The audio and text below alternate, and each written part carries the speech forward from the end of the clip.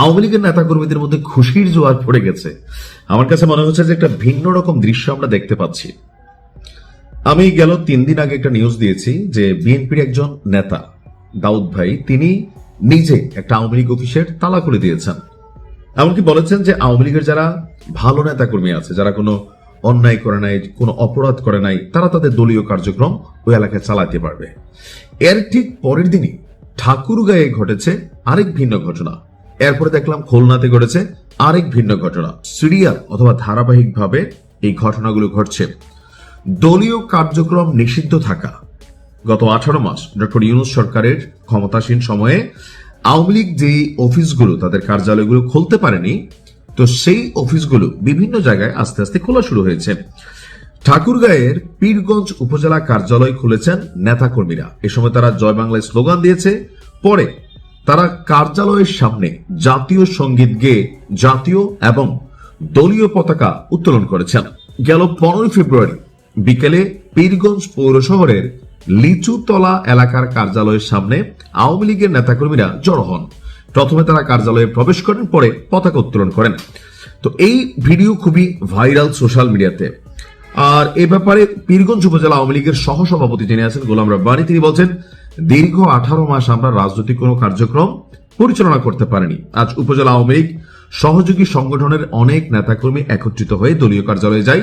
তারপর আমরা তৃণমূল আওয়ামী লীগকে ঐক্যবদ্ধ করতে তারা এই কাজ করে। আচ্ছা, খুলনায় আওয়ামী লীগ কার্যালয়ে নেতাকর্মীদের প্রবেশের একটা দৃশ্য দেখেছি, আবার একদিকে ভাঙচুরের দৃশ্য দেখেছি। বলা হচ্ছে যে জাতীয় নির্বাচনের মাত্র 3 দিনের মাথায় খুলনা মহানগর এবং জেলা আওয়ামী লীগের কার্যক্রম নিষিদ্ধ ঘোষিত অবস্থায় থাকার পরেও নেতাকর্মীরা দলীয় কার্যালয়ে প্রবেশ করেছেন। বিকেলে তারা লোহার রড সংলগ্ন কার্যালয়ের নিচতলার কলাপসিবল গেটের তালা খুলে 2 তলায় গিয়ে বঙ্গবন্ধু শেখ মুজিবুর রহমান এবং আওয়ামী লীগের সভাপতি শেখ হাসিনার প্রতিকৃতিতে ফুল দিয়ে শ্রদ্ধা জানান। পর এ নিয়ে ভিডিও ছড়িয়ে পড়ে। এখন এই দৃশ্যপটটা আসলে কেন হচ্ছে? বিএনপি সারা বাংলাদেশে যেই সিটগুলো পেয়েছে, এখানে একটা ইউনিটি ছিল আওয়ামী লীগের সাথে। কোথায় ছিল এটা বলি, স্বাধীনতা ইস্যু প্রসঙ্গে।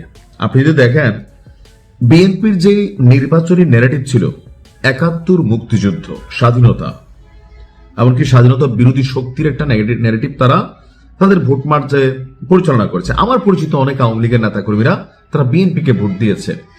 জামাতকে যে দেয় না একবার তাও না, হয়তো জামাতকে 5% দিলে বিএনপি দিয়েছে 95%, যারা আওয়ামী লীগের নেতাকর্মীরা ভোট দিয়েছে।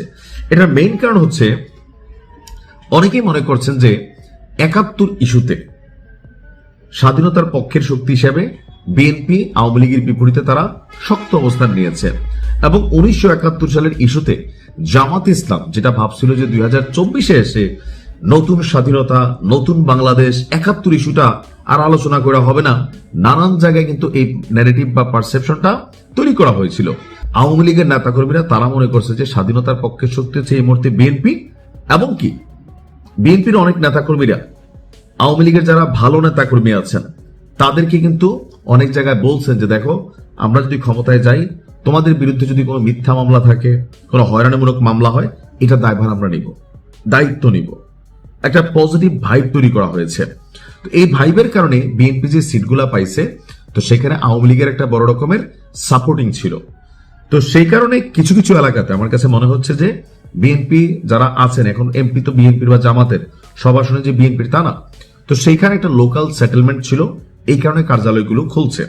তবে এতে খুব বেশি খুশি হওয়ার কিছু নেই। কারণ কি, আবেগের বসে বা জোশে আইসা দেখা যাচ্ছে না আমরা অফিস খুলে ফেলছি, আবার আগের মতন হয়ে যাবো। ভাই, এই 2026 ত্রয়োদশ জাতীয় সংসদ নির্বাচনে একটা জিনিস এস্টাবলিশড হয়েছে, সন্ত্রাসী কর্মকাণ্ড, চাঁদাবাজি, গুন্ডামি, মানুষের উপর জুলুম, এই জিনিসগুলা বাংলাদেশের মানুষ পছন্দ করে না। আওয়ামী লীগ সরকারকে পতনের মাধ্যমে একটা মেসেজ এই জাতি ক্রিয়েট করে দিছে যে যারাই বাংলাদেশের রাজনীতিতে লুটপাট, দুর্নীতি, অন্যায়, জুলুম, মিথ্যা মামলা, ধান্দাবাজি এগুলা করবে, এক টার্মের বেশি, এক টার্মও থাকতে পারে কিনা এখন সামনে এটাই হইতে পারে পাকিস্তানের মতো। পাকিস্তানে কোনো ক্ষমতাসীন সরকার টানা 5 বছর ক্ষমতায় থাকতে পারে না।